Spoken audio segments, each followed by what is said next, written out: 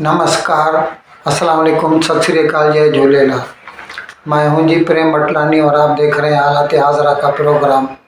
हकीकत ये है, इब्तिदा में आपसे दरख्वास्त है चैनल ज़रूर सब्सक्राइब करें। नाजरीन, मर्सिडीज़ कार का नाम तो आपने सुना ही होगा। दुनिया की 2-4 कंपनियां हैं जो प्रीमियम गाड़ियां बनाती हैं। दुनिया की सबसे ज़्यादा लग्जरियस महंगी गाड़ियां होती हैं। मुल्कों के जो फरमानरवा होते हैं, प्रेसिडेंट होते हैं, प्राइम मिनिस्टर होते हैं या बहुत बड़े बड़े सनतकार होते हैं, उनके काम में आती है। मर्सिडीज़ होती है, ये भी जर्मनी की है। BMW है, वो भी जर्मनी की है, या इंग्लैंड की रोल्स रॉयस सुनी होगी आपने। अभी ये मर्सिडीज़ वाले जो है ज़माने से अरसे से हिंदुस्तान में भी गाड़ियां बनाते हैं, लेकिन अभी कुछ साल से उन्होंने ये नोटिस किया है कि उनकी गाड़ियां बहुत बिकने लगी हैं। पहले हिंदुस्तान ने छोटी गाड़ियों का या इकोनॉमिकल गाड़ियों का मार्केट समझा जाता था, लेकिन अभी हिंदुस्तानियों की पसंद थोड़ी ऊंची हो गई है और महंगी महंगी गाड़ियां भी बहुत बिकने लगी हैं।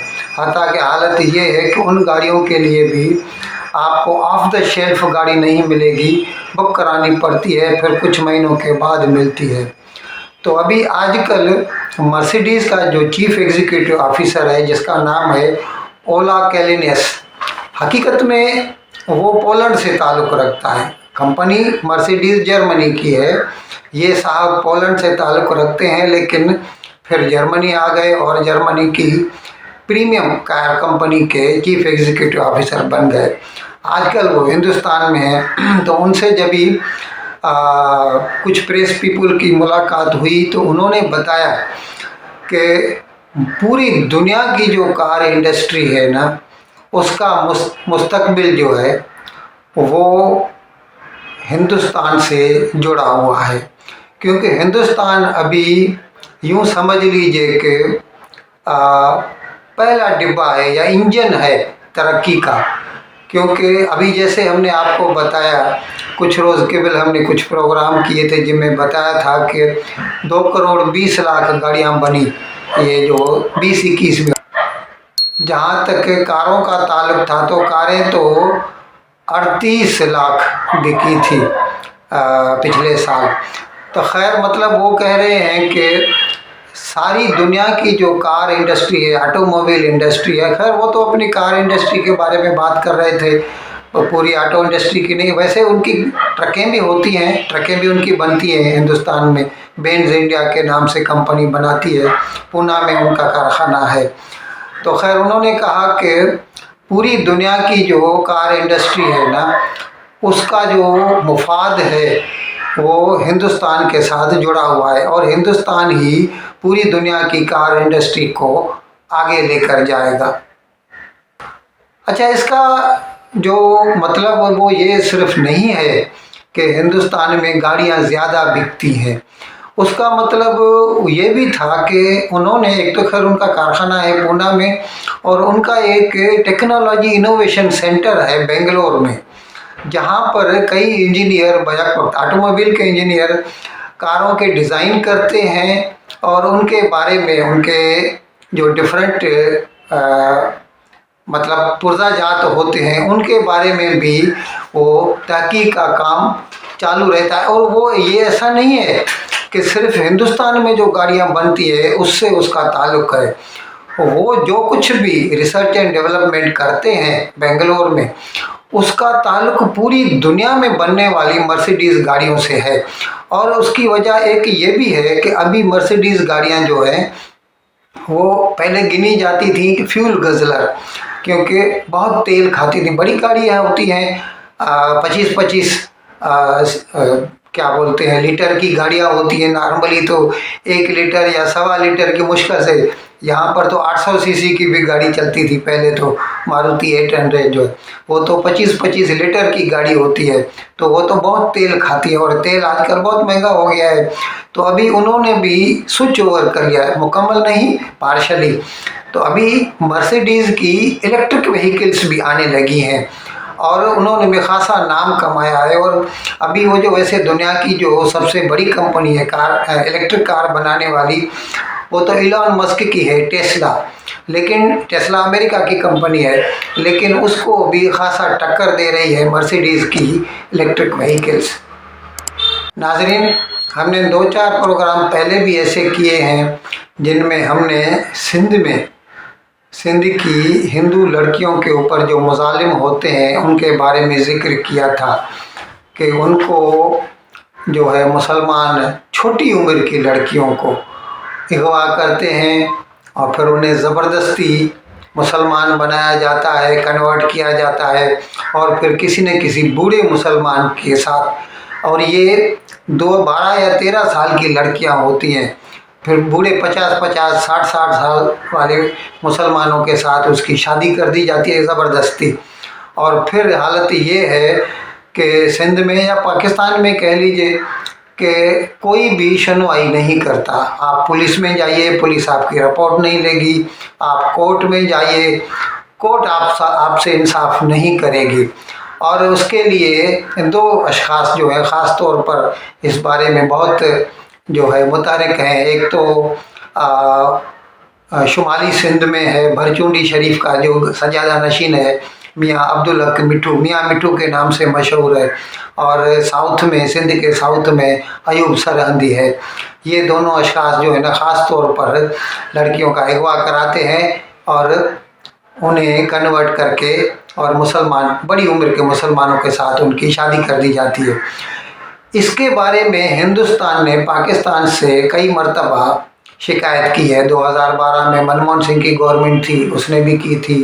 2018 میں مودی کی گورنمنٹ تھی، انہوں نے بھی کی.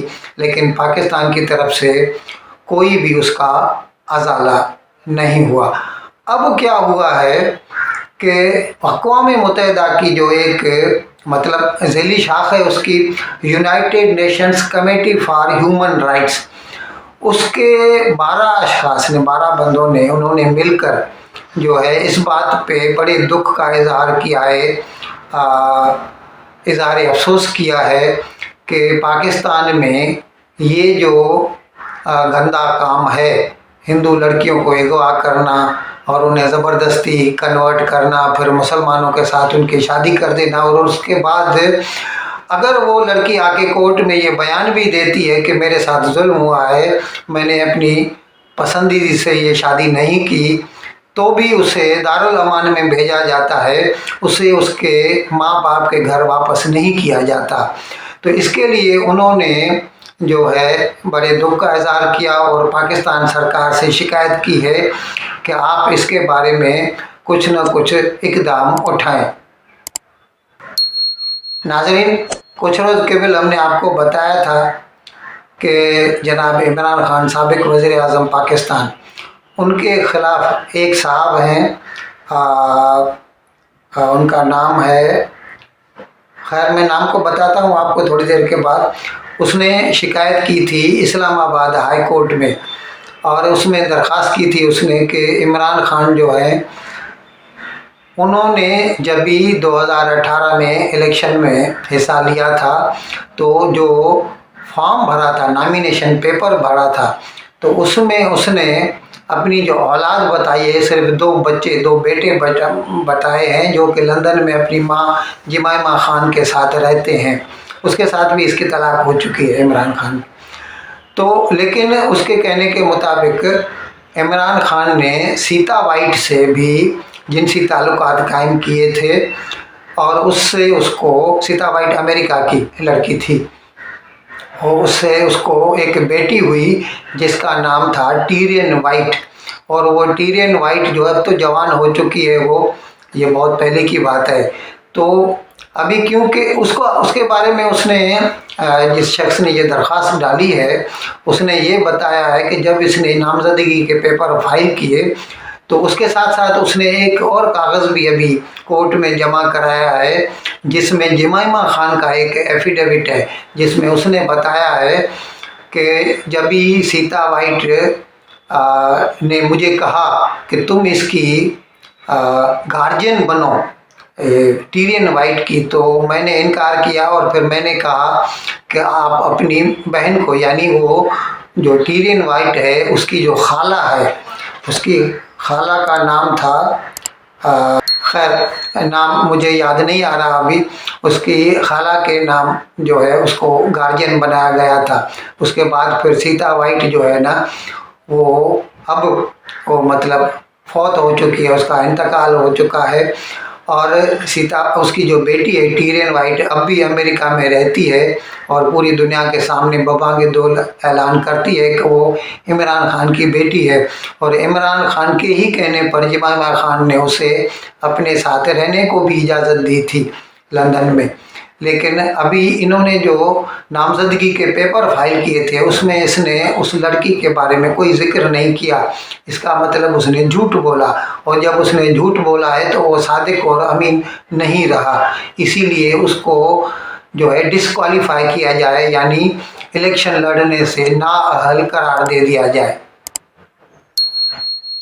ये अलग बात है कि जब भी कल इस बारे में इस्लामाबाद हाई कोर्ट में जो है ये पेशी हुई, तो जो वकील साहब थे इमरान खान की तरफ से, उन्होंने कहा सलमान अकरम राजा, उन्होंने कहा कि मेरे जो मौकिल हैं यानी इमरान खान, क्योंकि उनको गोली लगी हुई थी और वो अपने घर में लाहौर में ज़ेर इलाज हैं, तो वो कोर्ट में नहीं आ सकते। और लेकिन फिर वो जो दरख्वास्त गुजार था उसके वकील ने कहा कि फिर वो अपना कम से कम एफिडेविट तो फाइल कर सकते हैं, जवाब तो दे सकते हैं। तो इमरान खान के वकील ने कहा लेकिन उसके लिए बायोमेट्रिक चाहिए। तो फिर जज साहब ने कहा कि बायोमेट्रिक की तो ज़रूरी नहीं है कि उसके लिए इमरान खान को कोर्ट में आना पड़े, उसके घर पर भी हो सकता है। खैर लेकिन फिर भी कल की जो कार्रवाई थी उसको मुलतवी किया गया और उनके लिए नई तारीख जो है 27 जनवरी मुकर्रर कर दी गई है। इन अल्फाज के साथ मैं आज का प्रोग्राम ख़त्म करने की आपसे इजाज़त चाहता हूँ, लेकिन विदाई लेने से पहले एक मरतबा फिर आपसे मेरी दरख्वास्त है कि जिस किसी साहब या साहबा ने अब तक हमारे इस चैनल को सब्सक्राइब नहीं किया, हज़राए करम इसको जल्द से जल्द सब्सक्राइब करें, प्रोग्राम को लाइक करें, शेयर करें और घंटी का बटन दबाना न भूलें। बहुत बहुत शुक्रिया। खुदा हाफिज़।